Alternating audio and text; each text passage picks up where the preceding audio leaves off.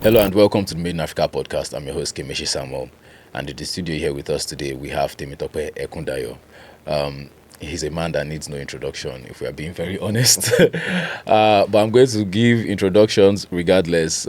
Some of us know him as co-founder of GetEquity, and some of us also know him as leading the team at Printivo. Anyways, recently, just yesterday, we were speaking and he mentioned that he has another new venture, which is what led to him being on the podcast here today. And I'm really grateful for him taking out the time. Thank you very much, Temitope. All right, thank you, Samuel. All right, I think it's great to be here, right? Basically, just to talk about maybe things that are on my chest. Definitely, and that's what I want it to be, right? That exactly. Yeah. So let's get into it. This first question I ask to founders is to see if where they grew up in and the environment they grew up in shapes their current career path as founders, entrepreneurs. So would you say you grew up in an entrepreneurial environment? Were your parents entrepreneurial? Were people around you always tinkering with stuff and trying to solve problems or just build businesses? It is a very great question. My parents are very entrepreneurial. Nice. I basically still run our agric business. It's a poultry business in the house. Nice. Still basically continue doing that. Yeah. So I grew up in a family. My dad is oil and gas. My mom is a nurse. And basically my dad basically still runs oil and gas consultancy. My mom basically runs a buy and sell business. Yes. We did agric, and in this case turkey. We did turkey, we did guinea fowl, we did snails. Right. So it was basically very agri. If you come to the house, there's orchards, oranges, we fish farming. Yes. So we basically grew up in an entrepreneurial house, and it's still one of the core things. But I think for me, I was just very curious. I think one of the most interesting things is I consumed anything, right? From Britannica. Yes. Then, for people listening out, they don't know what Britannica is, but it was something like an encyclopedia. Yeah, exactly. Right. So Britannica, I would read everything end to end. I used to watch National Geographic. Yes. Right. I binged on National Geographic. I binged on Discovery Channel. Right. Then I also read my dad's oil and gas books. I had really? These are advanced chemical engineering, right? I had nothing, but I always ask him, what is this one? You will take time. I think I like that, my dad. He would take time to actually break it down. So I think he was one of the people that made me get into study, and that's how I found my way into geology, right? Because I always studied him, watching and listening from him. So I think that was I would say it was very interesting. Right. So to answer that question, I believe sometimes it shapes your journey, but it's not often. It's not often, right? the case, but for me, it did. Fantastic. So you probably don't have this experience. Growing up, I was so scared of turkeys. Really? Yes. Oh my God! Actually. I used to avoid. They were the red face and all. Exactly. They would chase me because one of our neighbors had a few of them, and it was always a nightmare when I'm sent on errands because they will always be outside. I know. I love them, and that's why I still prefer turkey to chicken. Yes. Okay, I said it. Yeah. Truth be told, I prefer turkey to chicken. I said it. Yes. So come for me. Yes. Amazing. So I want us to discuss a little bit about education and your early professional career before you went into building your own businesses. I'm a very different person. I hate to disappoint people. But okay, so start with education. I grew up in Port Harcourt. Really? Yeah. Nice. I grew up in Port Harcourt, and I went. Basically, I studied school like both primary, secondary, and university in Port Harcourt. Went to Brereton. Then went to Nigerian Navy. Nigerian Navy Secondary School, and it was around those places I started doing my own small business. Then I was selling sweets. There's this thing called Amaria. It's a very nice candy. Okay. I used to buy in bulk and resell. Wow. So I started that interesting business, and it worked for me. Then I moved to Navy. After Navy, I got into University of Port Harcourt. And also in University of Port Harcourt, I was doing quite a lot of things. That found me into a bit of working with record labels, right? Really? At the point I rapped, please, I'm hitting my rap song. Don't worry, you will never find it. Sinzu Baba. But then I also hosted parties, Yeah. did a lot of those scenes. Then one of the core things in my journey, I think I was very unserious, I won't lie to you, but on my journey, I joined an organization called ISEC.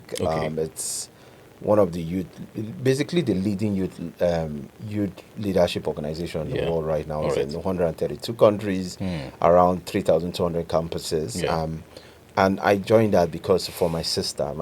So interestingly, I joined that because I saw my sister traveling around the world. Okay. Oh. She's in Brazil today. Yes. She's in this place today. I'm like, okay, let me be there. Maybe I'll travel, right? But getting there, I found out that it was a lot more, right? We're doing projects to help students get educated in computer science. Okay. We call that Project Switch. We did one on the environment. We did one on health around cancer for both men and women. I think that one, we concepted it in Port Harcourt. It became a national project. And interestingly, a friend of ours took off that project. Now it's as won UN awards. So it's interesting when I watch it. I always check in. I'm like, all right, so this is my project. You've been can get there. But like, so that was my entry into a bit more business, so leadership, starting stuff. Because I was basically running this project from zero, no money, right? But we had to concept it. And also, we hosted one of the largest conferences of our time, right? Where even the governor came in. Yeah. Can you give us timeline? So I was in the university from 2007. Right, till 2010. All right. No, 2011. Okay. But by that, let's say January, February of 11, that's when I left. But from that period, I was running projects, right, which were sponsored by brands from GSK, Standard Chartered, many of those places.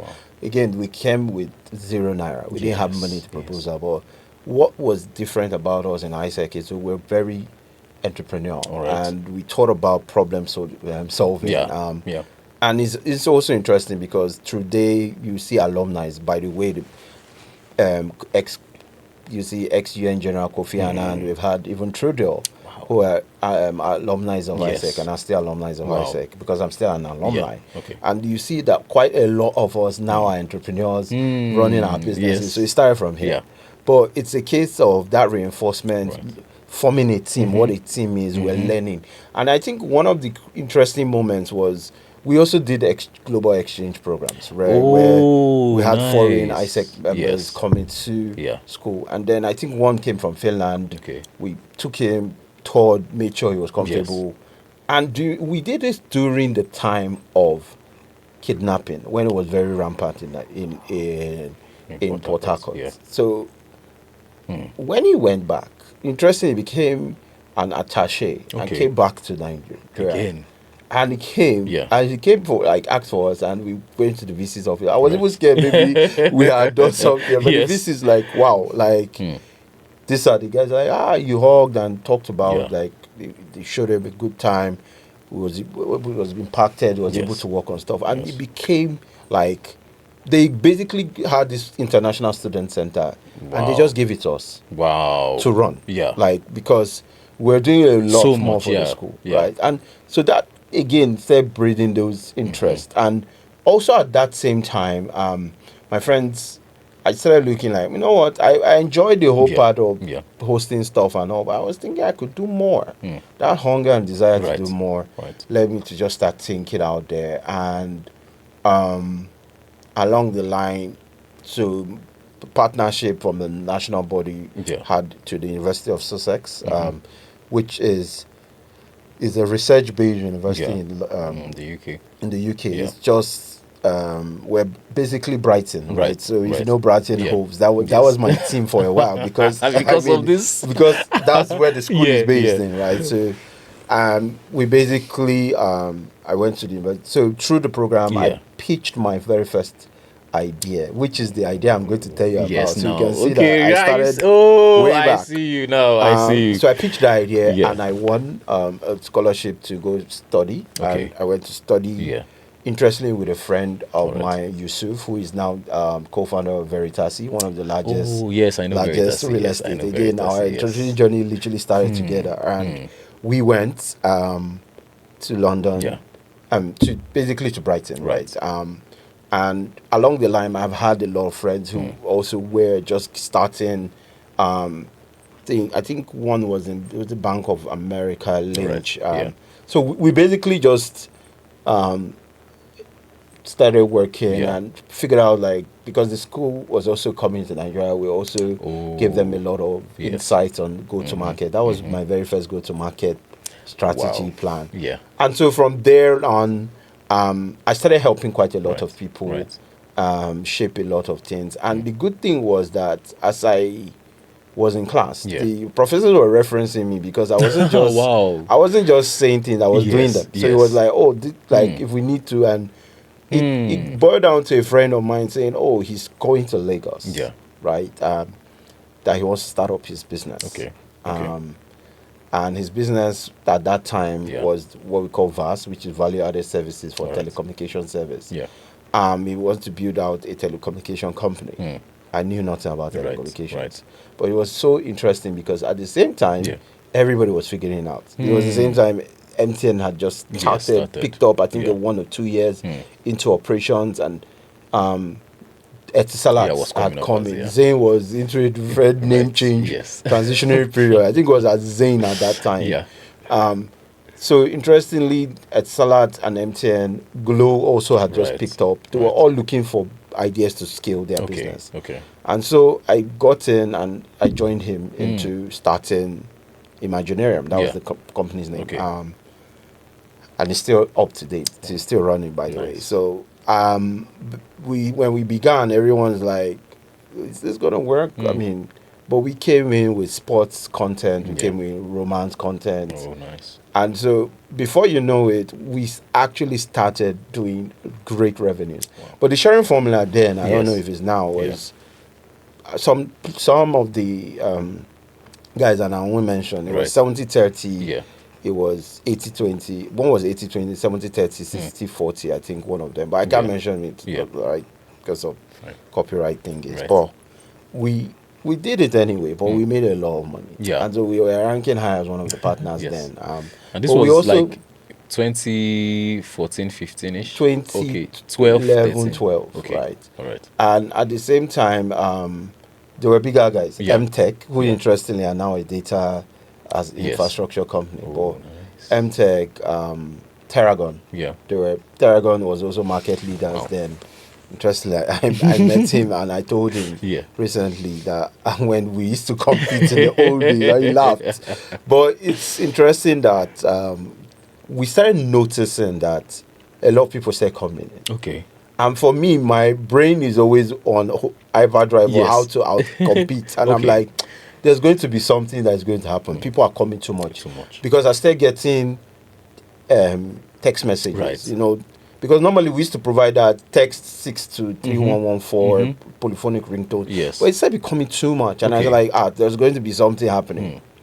We should need to start finding what to do next. So we said, okay, we've been doing a lot of content. We produce a lot of these things. So maybe we should just, provide this as an agency. And so we went an agency model. Right? At the same time, I also was helping my other friend who was launching their own agency. And they brought in, they started their own experiential agency. They brought in some big brands, Adidas and Co. To the market and helped to do the store. I think the store in Pumps. Yes. They had a contract with that. We helped. I worked with them, but that agency later failed. It's a long story, but we're basically going to deliver. So at the same time, as I was helping a lot of figuring out how we're going to do this, we launched the agency. And we started getting clients, oil and gas, different places. We're doing a lot of different pitches across board, banks, all of that. Then came NCC's directive to basically create blacklists to say if people do on blacklist, and that's how that market started dropping. That was interesting. Then we pitched. There was this thing called AFDD demo day. We pitched, and then brought the third pivot of that company, which was in my basically an animation company. So that animation company is called Magic Carpet. Oh, so, I know. So it's an interesting thing, and then but I think again the same yearning to build came biting, and before like as at the time things were starting, I left. I don't know if I stayed, maybe things would have been different, but I always tell like me and Fedi are still good friends, we chat, and I'm happy to see where that vision he had is now today, which is beautiful, right? To see where that vision he had is today. Then I think at the same time I wanted to start working on that idea that took me to the UK. Yes. And as I was working on it, I needed to do a card. All right. I wanted to print a card, and I was going online, and I found a card. And this card I found that's Printivo. Okay. And I'm like, oh, God, I love the idea. Because back in the UK, I used to use a company called Mo, Mo.com, MOO.com. And so I said, oh, you know what, this makes sense. And I started asking around on Twitter. I was and I've always been active on Twitter. Yes. I'll still call it Twitter, not X. No, it's Twitter forever, for real. I was active on Twitter, and I basically reached out to the founder then, Oluyomi Ojo, to say, hi, Yomi, I like what you're doing, and I think this has great use cases because even within my network, while I was in agency, I was struggling to print. Right. And I think also one of the core problems was the day I was carrying banner on my head. On Sunday, and Ray was beating me in Port Harcourt. I went to go and print to do some setup, and I said, no, there has to be something better than this. So I already had that thing. I was going to somehow solve this thing somehow. Then I saw someone already solving it.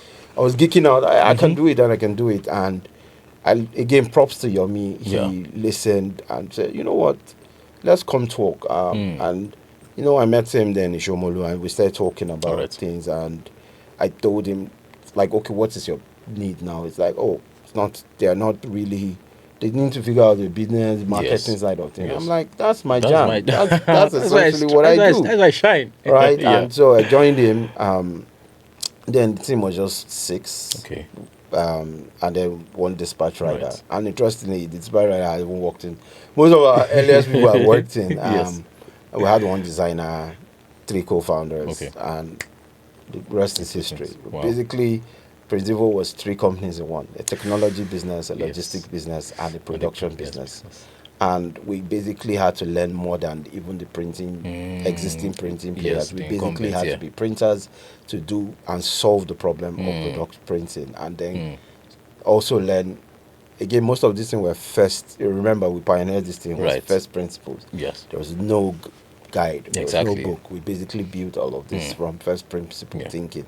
And that's essentially what has become something people know me by, first principle thinking. I would solve problems that have not been solved before. Right? And it's also the same way with my business on GetEquity. We're solving the investment problem.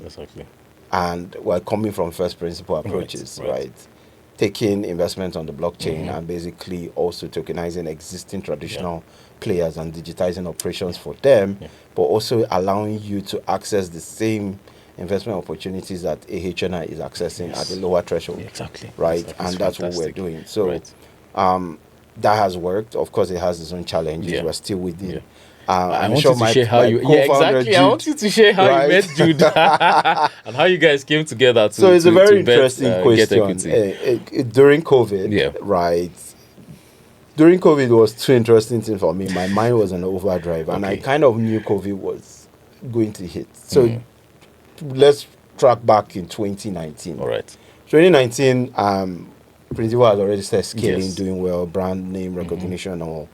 And of course, I'm thinking, how do we grow, right? And then the very first case of the COVID virus was announced in China. Because I'm always plugged in, I like to, like I said, because I like to consume things, I read far and wide. Right? So that's how I knew that thing happened. But I've not even made mention in places. I was asking, have you guys heard of this virus that's spreading in China? Nobody's like, what's that one? I'm like, okay. So I'm going to forums, and again, my mom is in the medical part, and my mom's like, there's still early warnings have still been flashing, or like, yo, I'm like, okay, maybe. But then I reached out and literally on Slack group, I was chatting with Yomi and say, this thing that happened, before you know it, to be in Nigeria. It was like a joke. 1 year later, it became a reality. Wow. What am I saying? 6 months, or 7 months later, it became a reality. But along the line, I was just keeping that in tight. Right. I was in manufacturing subsectors and forums, and we started seeing what Adidas, which interestingly took the lead into creating nose masks. Fanciful nose mask. And I think that time also there was one queen that had the one stylishly purple. She had different color ones and all. So people were just talking, is it safe, thermologically, because it has to be sure that the virus cannot penetrate and all. And then I would say props to everyone during that period. People came together and started doing a lot of sketch, including how to do elastic bands using all. So the specs were online. I was giving to out freely. While it started, but I will also say that we have to count ourselves lucky. My flatmate then had someone that he knew in Italy. It's a different story.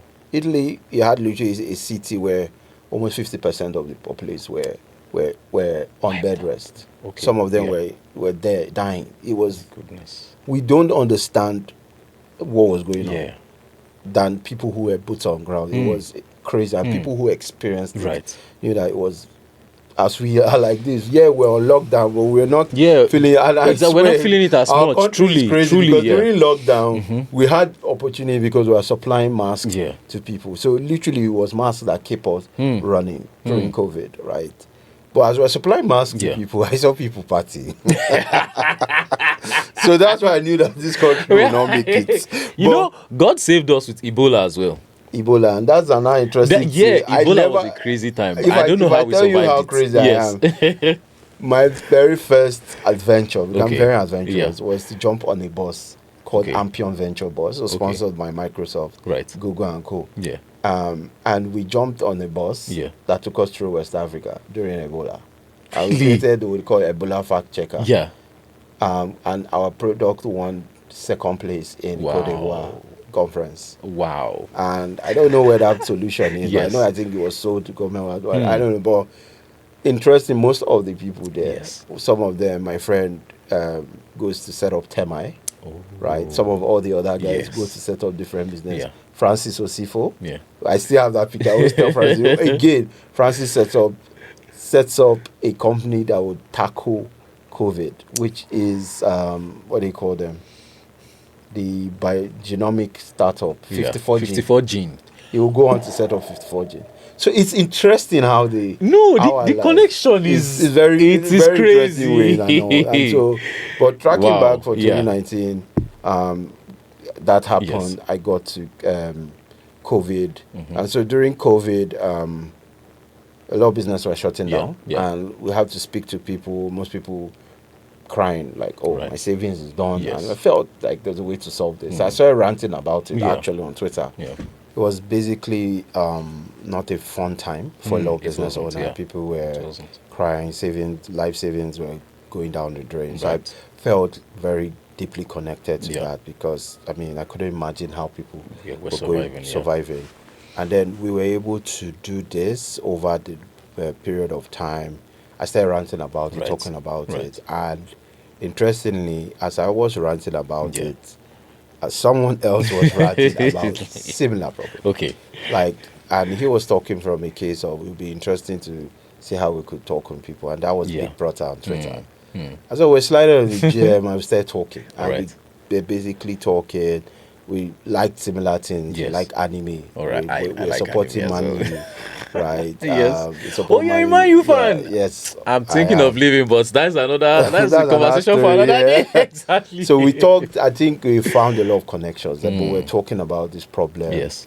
And at that point in time, Mozilla did its first and I think only virtual accelerator, and I think its first and only accelerator at that time.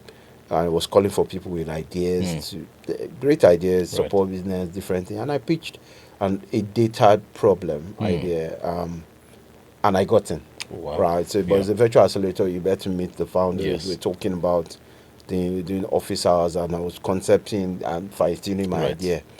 And then someone hits me up on that our channel, right? Your communications like, it's fancy seeing you here. Like, what's up, our yeah. I said we start talking like, okay, what are we doing? And that is when he tells me, okay, let's meet physically and let's talk about the over beers.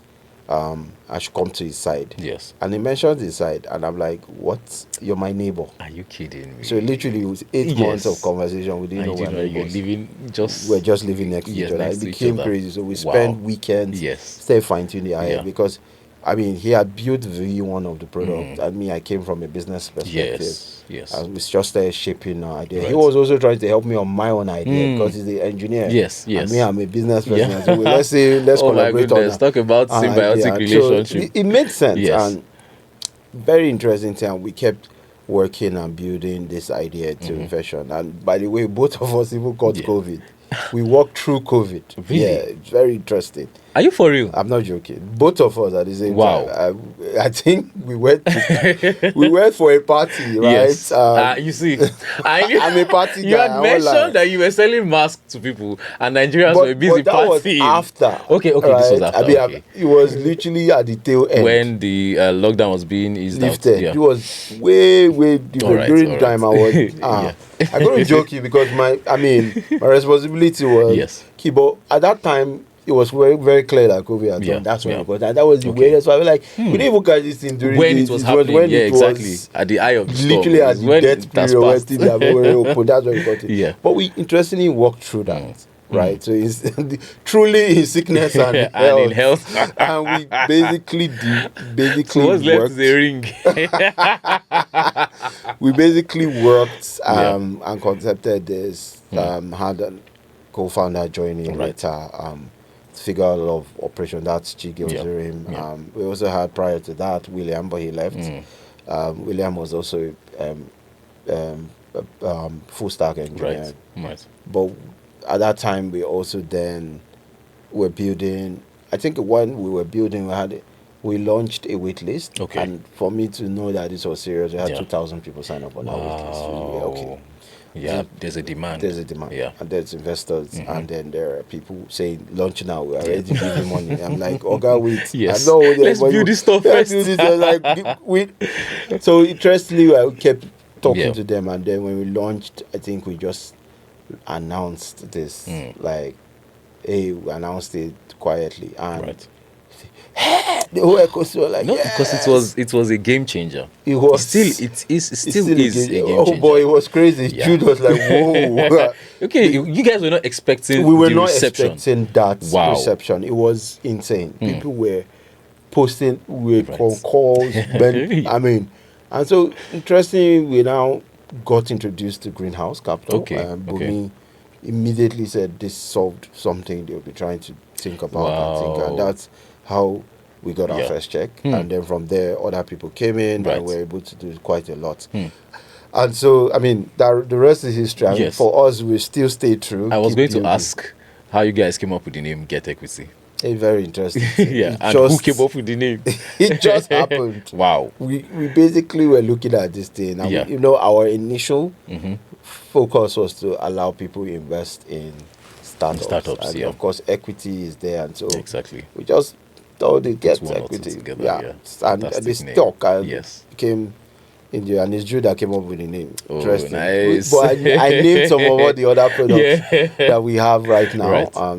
Including the deal portal and all those things, because it was called private room. They changed it to deal room, and now it's deal portal. But basically, we've grown, and I think I'm happy with what we have done. Of course, there's so much more for us to showcase. There are more products we're launching. There's also, the good thing is that most people felt, maybe we'll flash in the pan, we'll die, right, and go. But we're here to stay. We keep telling people, and the more people see what the world is doing in the flat. Again, by nature, we've been there, right? We've worked for guys from Ethereum, push notification service. Jude was part of those teams that was in that built that service. But we've seen what is happening on the global scale. We've seen tokenized assets happening. BlackRock has that. BlackRock is the largest asset manager. They just bought a port worth $23 billion. It blew my mind. 2 days ago. It blew my mind. But they have they have digitally tokenized assets, right? As in tokenized assets moving and growing. Right. So the world is moving there, we might as well build and catch up whenever people are ready to catch up. But I think we're seeing quite a lot of financial institutions open to this. We're having conversations. We keep showing now. We've seen that people out using our service. I'm happy that someone said, look, before I could not buy commercial paper. It's so very complicated. We made it 10 times easier. We click a button, it's done. It's done. Right? Wow. And people are getting returns. And we're working with, hopefully getting our license with SEC and I was even going to ask what regulations. With everything in Nigeria, it's a process, and we're making sure we're meeting up. We're working with them. We're in their sandbox, so we're working with them to achieve the regulations. So hopefully, once that is done, I'm happy also because we're seeing what is happening in the crypto space, right? Where the before the stance with the government was. It shouldn't be here at all. Like war. Yes. Right? Yes. And a lot of the crypto founders had to run from the country.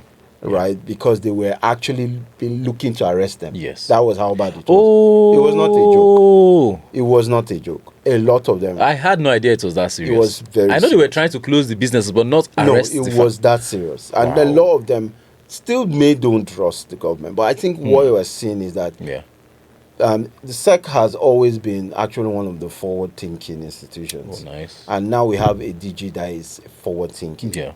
And I'm happy. Like, he's actively working with, and it's not just only local exchanges, global. He has done a lot with, but there's still stuff with Binance and Co, but that's not, I won't speak on that. Exactly. But then there is conversations they've had with different chains and others, right? And they're working. I know that they're doing their own side. Having licensed exchanges, right? Is a clear stance. And even the CBN, although it's still very rigid, while it was rigid, is now a bit more relaxed. Oh, nice. Before you can't have a bank account. But now they've said just do your KYC. That's what they've said, right? But SEC has given license to these guys can now do business, and people at least things are changing. For us, we are interesting because sometimes people will say, we're not crypto. We clearly say that. Yes. But neither are we. We're a bridge. We're a bridge between fiat to Web3. Right? Oh, nice. But at the same time, we're also starting from the fiat side of things. We're making things already that we use now simpler and better to change investment. Right. So, hopefully we keep growing and keep scaling and see where the future takes us. Fantastic. Yeah. So along the line of doing all of this, it has always been one of the cases of how do we support startup founder. I'm a venture builder. So you can see my story. There is no part where you've been everywhere. There's no part where I technically work for someone. I started businesses all my life. So it's a running joke. I'm everywhere, right? Exactly. Jude even mentioned this the other day. Like, dude, I saw you here yesterday. Why are you in Port Harcourt the following day? How? My network is very wide from the ISEC. I think one of my things is ISEC. I jokingly say anywhere in the world I can go. I have someone I know. Wow. Which is actually true. That's a crazy asset. But then I think from that network and other networks, the one thing also is when we got into Techstars, there's also the philosophy I've been using, but Techstars gave us the name, which is give first. You always find out that when you meet me, I give first. I don't ask for anything in return. And I think that philosophy works for me. Wow. But I think it works because I give people and people want to work or learn or do stuff with me. And, it pays itself forward somehow. Yeah, it does. And I keep and will always keep doing so. Right. So as a venture builder, very key on the next frontier of Africa. I literally see us that we can do because as Nigerian founders, we've had to leapfrog a lot of solutions, and we've had to fix problems that are innate with us. Yes. No one is going to build or fix this thing for us. We have to fix it. We have to. One way or the other. And most times when I see a lot of... But is this issue, we have to do the best that we can as private individuals. But then the government still has so much to do in terms of fixing basic infrastructure. So I've been ranting on Twitter about this particular thing. The country is talking about adopting AI. Yes. Nigeria, we are talking about adopting AI as a nation, right? We have reached there. We are trying to skip the industrial age to the information age and the AI age. Right. But you have to learn to crawl before you walk and run. I agree that both school of thoughts are actually right. Right.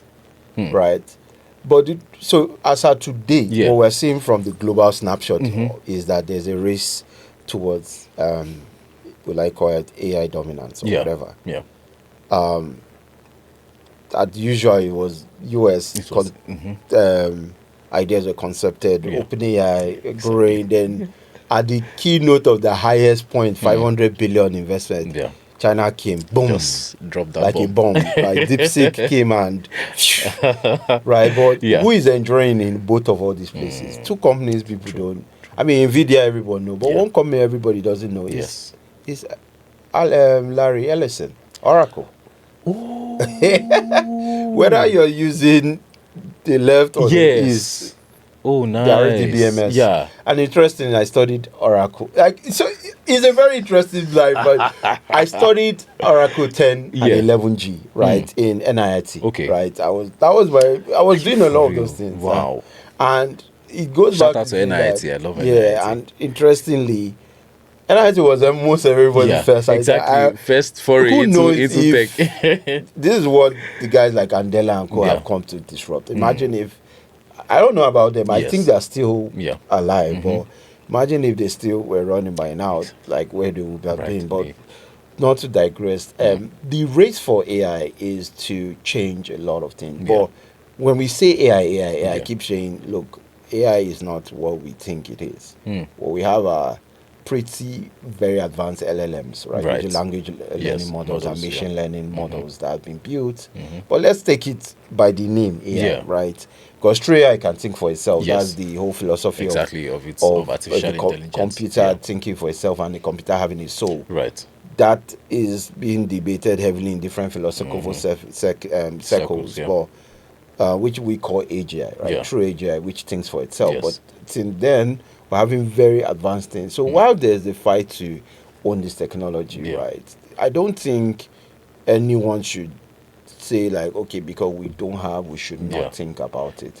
What I know Boston has been doing is actually focused around an evolution of how we could prepare ahead of that. So if you read, and I think, trust me, this is one of the most active teams that I have, and this is not like me, I'm one of the number one criticizer, and I'm sure everyone knows. I'm one of the most number one criticizer of this government. Because there's a lot. But there's a lot. I'm going to only focus on the side I can talk about, right? Because I don't want to use this place as political. I hear place, you. right? I hear you. Because I have a lot to say. Trust Maybe me. we have a part 2 of this episode. Right. I have a lot to say. Yeah.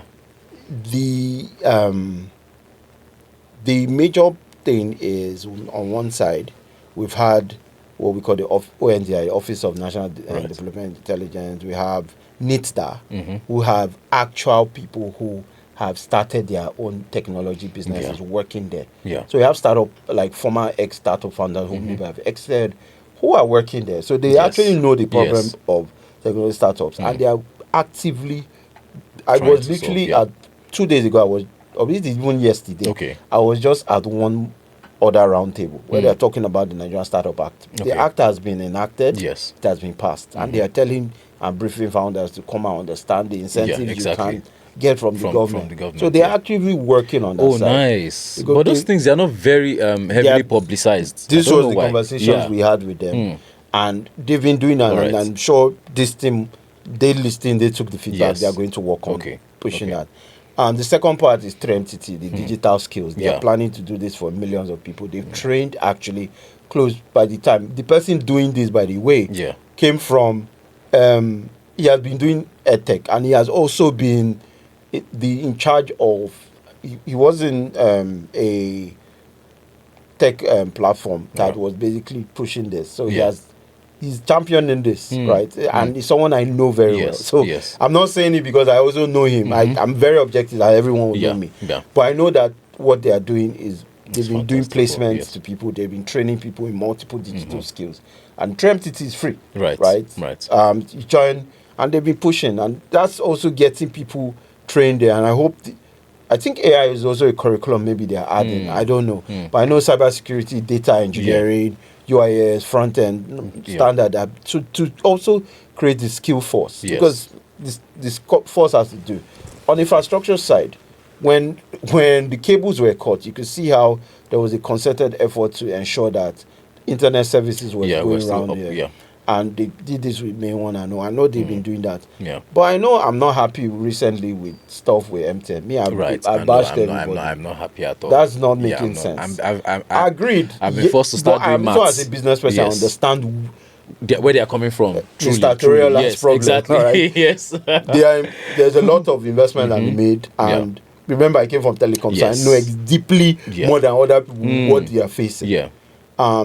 But at the same time, right, increment of rates was 50%, but some of the bond rates are almost up to 70, even 120%. Some have been cut. But of course, it's business things. True. Things will happen when competition comes in, and I'm sure some things will adjust. We're seeing that in the oil and gas side. Yes. Of late, but exactly, let's see where that takes us. But I'm not happy with that. I feel that the better way that could have been handled. But I understand that there is a need to scale. But at the same time, look at the purchasing power of the customer, right? Exactly. Right, we're getting poorer. And this is people who are earning even in higher brackets.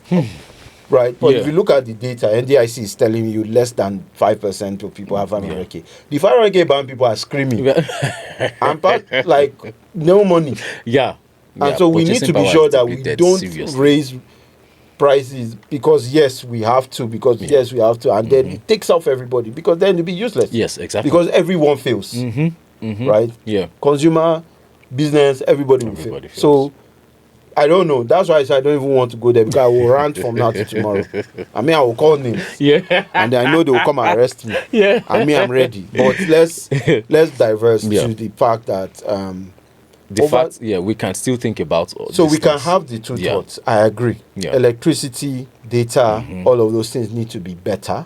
Right? To then launch it. But at the same time, we need to be prepared for it. So the policy documentations are happening. There's think tanks. They are also investing. They've invested in some AI companies. And also they are doing their part. I agree it's not enough. I'm not even going to say it's not enough. There's more to be done. But I also learned from what he said, my friend. He said, for us to do this thing, people have to step in. Like if we stop, if we criticize, it's good. But we need to actually take and lobby. Right. He stepped forward. He was doing well. He might as well. He was doing well. He was a venture partner. Right? And as a venture partner, he was investing in startups. He had money. He stepped up to actually come and lead this thing. Now I'm beginning to understand it. Do you understand? He's leading it. So it's a passion for him. He wants to fix it. And he does, like, I don't care about the politics or the bago. This is what I want to fix. This is what I want to do. So I like that, and he says this every time we move on. He will tell you, I hear you guys, but it's a very different ballgame when you're doing government. You understand, and I hear that, but that's not an excuse. So I hope what I'm saying is not going to be put it at Okpe trying. No, it's a case of if we should have both thoughts running concurrently. Can we invest more in fixing power? Can we invest more in fixing our data infrastructure? It's happening because the right of way issue has been removed. Right? It's happening. These things are being fixed, but it's slow. And exactly. It's also and not compared to the what the vision Nigeria wants is almost. But there are a lot of policy changes that are happening. Right? And these things have to be enacted and passed into law. Before the actions can happen. True. Right? Because and that's the fight that is underground working. And I think I have to give it chops to the minister. He has been working tirelessly on all those policies to clear them, to enact them.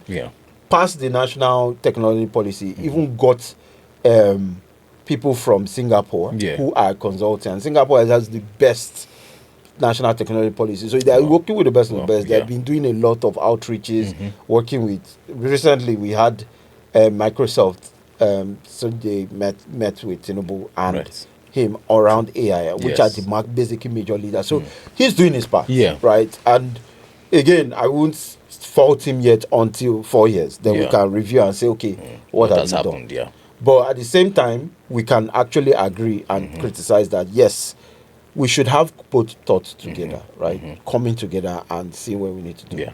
But like I said, Nigerians will leapfrog, right? And I'm seeing innovations happening. Yes. There are AI companies popping up. We are seeing so many conversations happening. My guy, William, runs a AI-focused platform that is doing that. I want to do an AI product. More of that.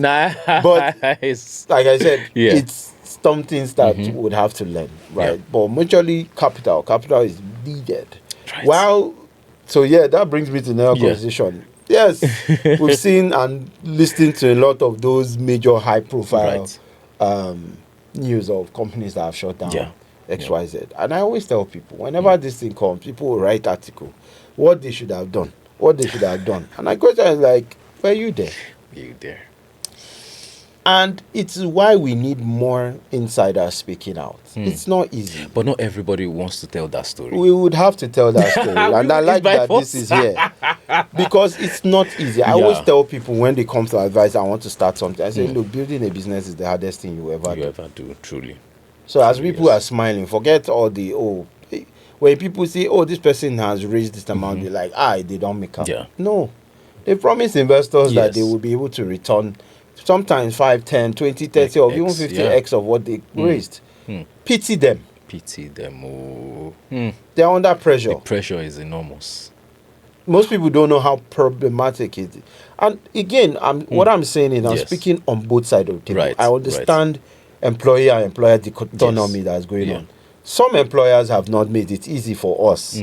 Some employers have done bad. No, I'm not going to talk about. A lot of employees too have done bad. And if we sit down to share war stories, I'm sharing war stories for employee side. I'm sharing war stories for employer side. I think I've conceptualized a part of Made in Africa. I'll call it war zone. If you see what's going on from all both sides, and let's have HR people talk. And let's talk about you. Some places you're like, no, try for here. Try for your employer. You even know, like you can't defend those things. And on the same time, when I hear employee talk, I would say I can't defend them, and I'll be honest. But that aside, we need to actually hear from the stories. It's not easy.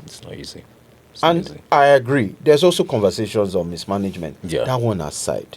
But let's remember that this ecosystem is made up of hundreds and thousands of businesses. True. One business does not make an ecosystem. And I'm going to keep saying it. When things happen, it's like, hey, tech is in trouble. Why? One company has shut down. 2 companies are shut down. Do you want to take the attrition rate between us and the US? True. Do you want to do that in other markets? Literally, right? It's standard. It is the risk. We're in a risky, we do risky business. Exactly. I mean, 97% of startups fail. True. Right? That statistic is not joke. It's not a joke. And the thing people don't understand about startup is you move fast. You're constantly experimenting what works. Speed is your superpower. Yes. It's all and you when have. you win, you grow. So in between that is where the sharps from the wheat is separated. Even most experienced people, and this is the great thing about startup, is that experienced people who have built large, great companies who start a new company and fail. It's not that's one. There's no rule book to it. There's no rule book. It humbles you. It humbles you. So that's why you need to go with it with that perspective. But for founders, it's also the fact that you need to move quick. We need to scale. Because it's scalability. The entire point of venture capital is scale. It's a race. Risk and scale. Risk, scale, and reward. Right? And I interestingly have been on both sides. So I'm a fellow of what they call Dream VC.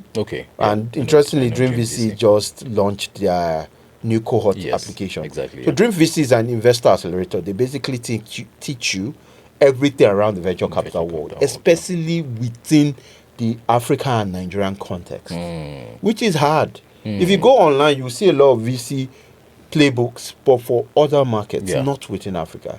These guys have done VC in Africa. They work with VCs in Africa, so they know on how to select a business. And if you are a founder, you may also date on it because you understand what VCs are looking for. And how to position yourself. There's not even position, but even how to prepare, right? And essentially be investor ready. Right. Sometimes people want to raise money, but they're not investor ready. The truth is that you just have an idea, you're built a product. Let's build your product, launch it, and let people open wallet and pay. Yes. Don't go start raising VC when you haven't not validated validated that your idea is real and there's real demand for it. So it's not 1 month traction. Sometimes there might even be demand, but it's not big enough. Because VCs are very particular about large markets. So you have to have, it's not just large market, it's market with depth. Remember, it's not a market where if there's one player, everybody is locked like out. That, yes. It's a market where there can be 600 players and the market is deep. It's still deep. That's why I like my printing market.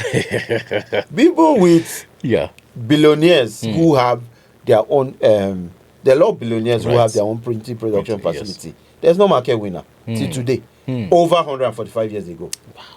So that shows you just how deep and big their market. So you need markets with both width and depth. Yeah. Right? Yeah. And then you need to look at founders. I always tell, as founders, I will tell you, I'm speaking on both sides. Yeah. You want to set up a business, do you have domain context on that place? Because sometimes that's what I'm looking at. You want to start up an idea and you say maybe you want to build a real estate. It's not important to. Yeah. I mean, it's not like it's make or break. Yeah. But it adds to it. Right. You are a founder. You don't have domain. So let's, for example, just put it from let's put it from your perspective. I want to invest in a financial technology company. Yeah. The founder of that business has not worked in a financial technology company before.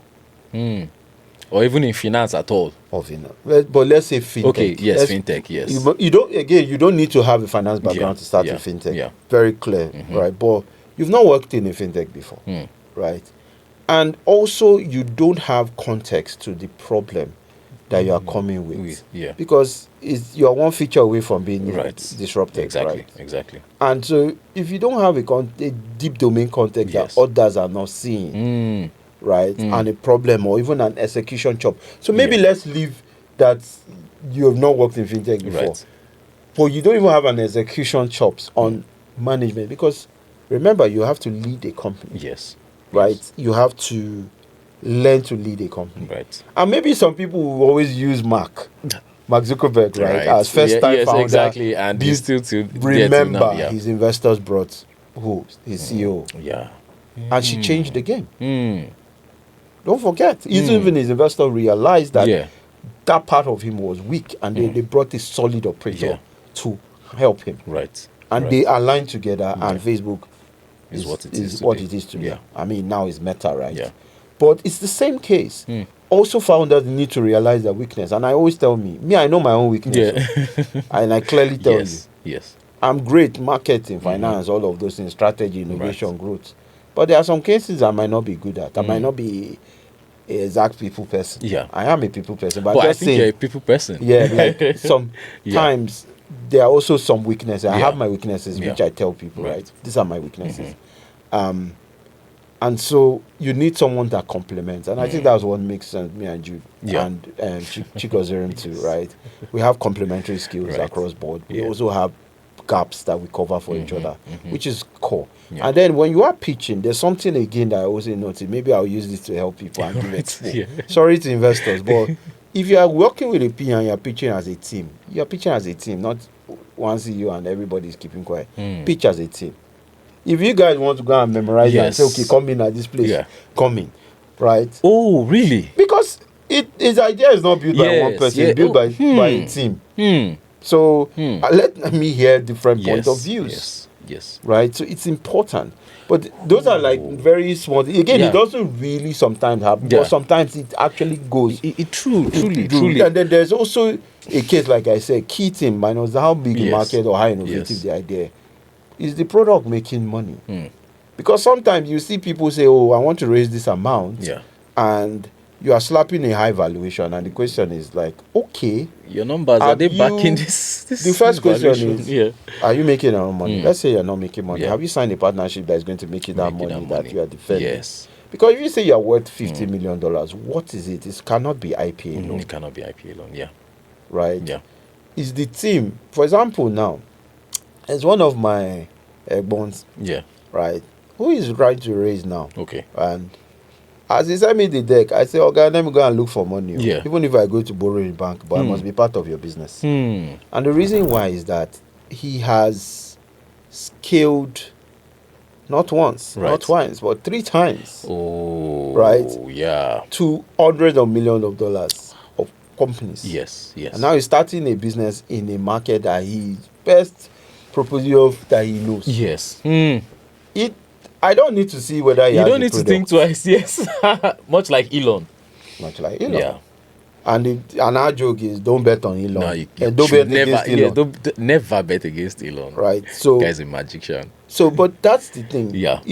So the art investments in art and science in between, right? And I think it's why different funds have thesis just to guide them. So funds, and that's one interesting thing. A video crash course on this thing, right?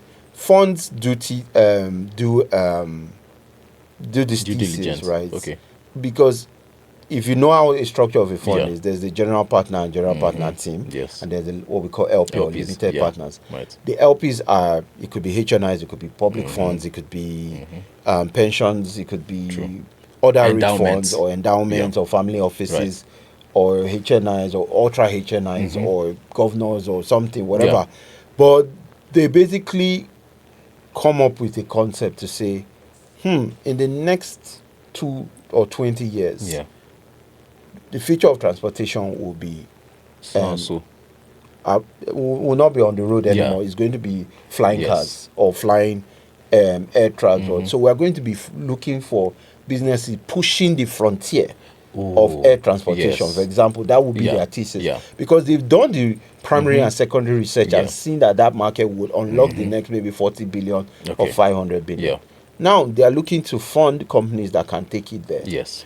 And so in their fund structure, they would start out by going to meet businesses or former founders or people who have an alignment or understanding of those markets.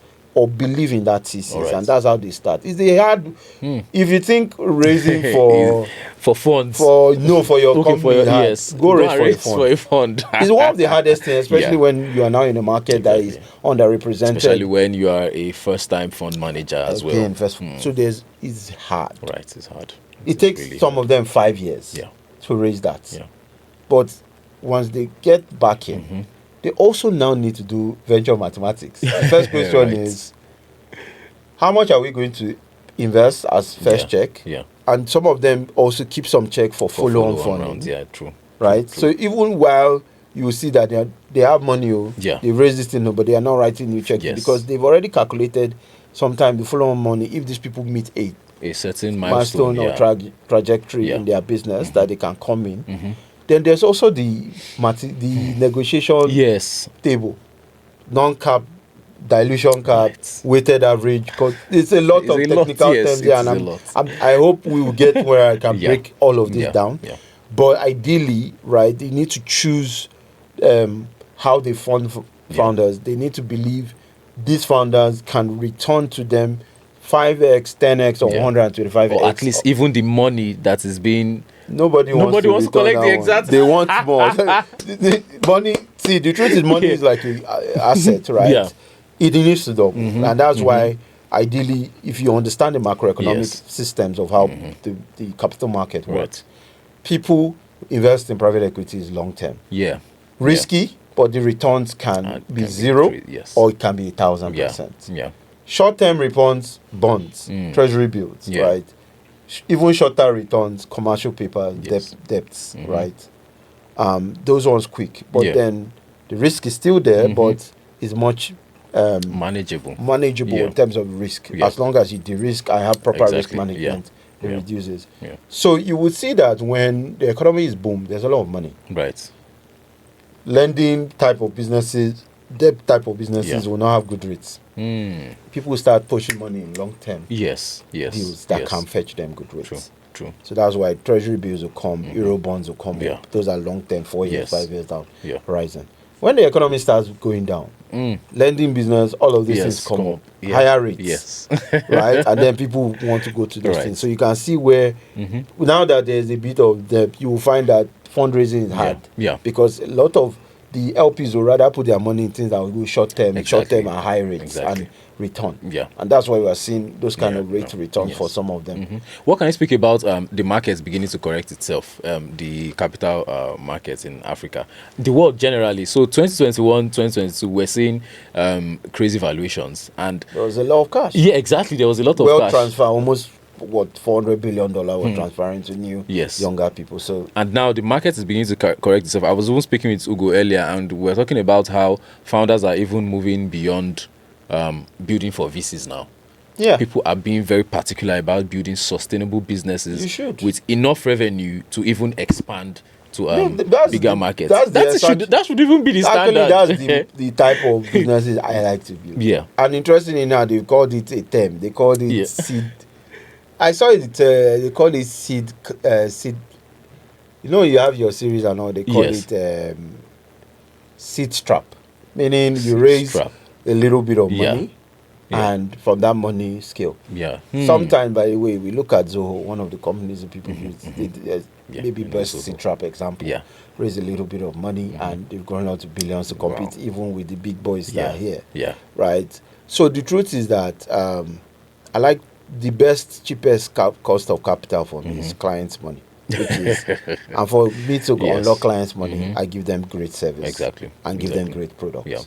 So I always try to run my business from the kind of how can we build something that you will pay for that you want, and we can start making money off of immediately. I mean, I'm also very honest to founders when they ask, we want to build this. What do you think? I'll tell you, your business will not work. And I'm honest. You may not like it, but I'm telling you the truth.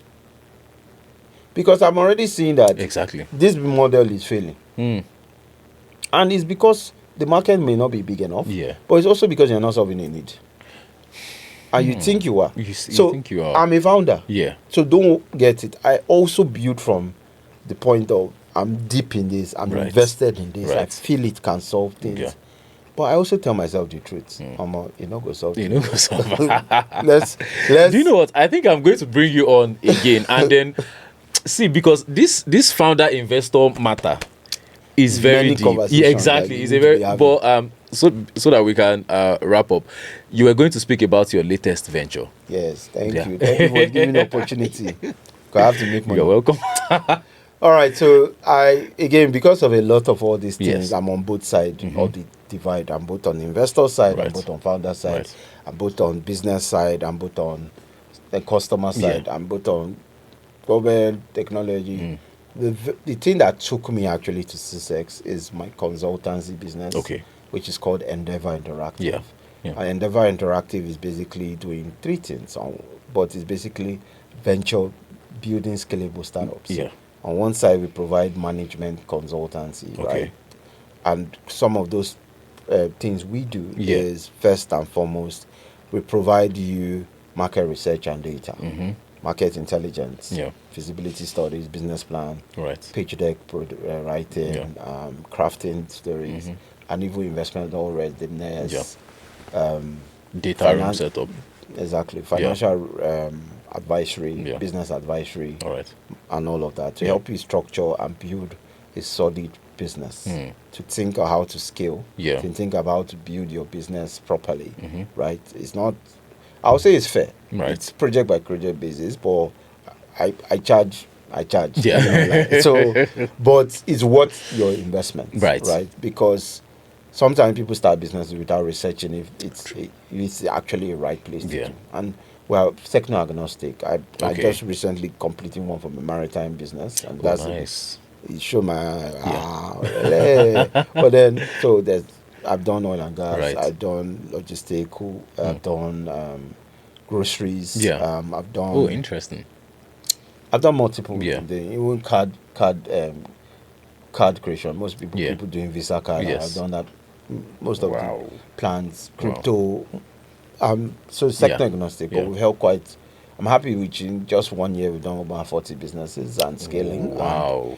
I want to do more. Nice. I think for me again is a long term, and one thing about me is that it's a long term thing. When you work with me, even after we finish the point of engagement, I'm still helping you in the background think about things. Yes. I've also been opportunity to use our service to mentor close to about 140 more businesses separate from this in a different program. Yeah. Fantastic. So that's one side. The second side is growth agency, right? We've been growing a lot of companies, and we know exactly how to think from your performance, your acquisition, your activation, retention, and scale. Yeah. Right. And it's a constant experiment. So we come with that founder-led thinking, right? And also thinking how to grow, right? Unorthodox ways, but also new standardized ways to grow. And we can also train your team, right? Your growth team to think that way. And all this is being very hands-on. Yeah, definitely. Wow. That's why I don't take as much customers, but with people with me will know that you're very thorough. We're thorough, right? Yeah. We want to do a full-on audit on you. Yes. Even how you work, how you think, your growth experiment, what is running, what has not been running. And we're working with people who have done it before. All right. So in case, like, I won't come and say, I know it all. I don't know it all. I'll tell you. But we work with people, if you are in any industry, it's the best of the best. People who have done this before. Have done it not once, multiple times. So we're showing you how to go. That's why in our saying we act as a compass to push you to the right direction. The third part is, branding, right? This is what we always do. Yes. PR, communications, branding, and design services. For now, I'm not in print. I'm not doing, I've left printing world through our exits. I've left printing world for maybe sometime down the line. I still have an interesting model. I think we'll change it, but for now, this is it. So we're helping shape startups, scale them, grow them, venture build, working with accelerators, and also there are people who you can always reach out to me. My contact at Sizu Baba is me on Twitter. You can reach me, DM me. We start, but then you can always reach out to me. I think you already have my contact. So if people want to do that, you can feel free to share that. Amazing. Website is www.endava.com.ng. We're re-engineering that, so whatever you see there, just manage it. That was my 2013. Oh wow. Thing has just been running. So it's currently being reimagined. So I'm reimagining everything. It's going to be different. Fantastic. But we have some interesting things we're launching around the products around business, business media, food. Right. I love food. So I love we're food doing something very interesting around food, e-commerce, business media. And then for me also, I'm very particular about looking for boring businesses. What I mean boring businesses that you may not think twice of. Things like HVAC, roofing, building and construction. You just look past. Smelting, iron rod, fishing, aquatic. Those kind of businesses. Food, even normal booker. I want to speak to those people. I actually have an idea about that particular booker part and restaurant. I think I'll speak to you after this. Sure, definitely. So, of course, you write me check. But then I think for me is to build stronger businesses that can scale and change the economic direction of the country. But also, I also use this part to talk about GetEquity. If you want to grow your wealth today, download the app, follow the instruction and KYC, and build your wealth. I cannot market because of SEC before they arrest me. But just go there. Check our website, www.getequity.io. Learn more about what we're trying to do. That's all I'll say there. Right? And I think also, I'll still say it, if you're looking for branding, print, design, Printivo, please. That's like the only...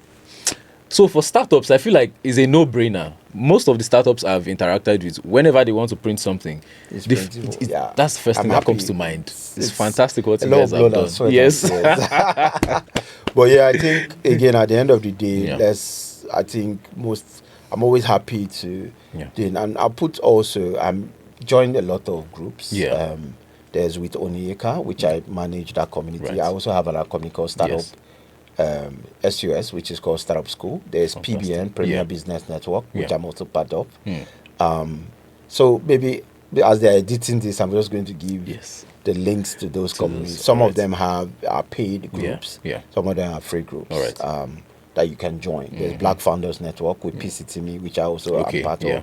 So I'm going to give you the groups I'm mostly in. Like I said, there's no knowledge. We share. We help each other.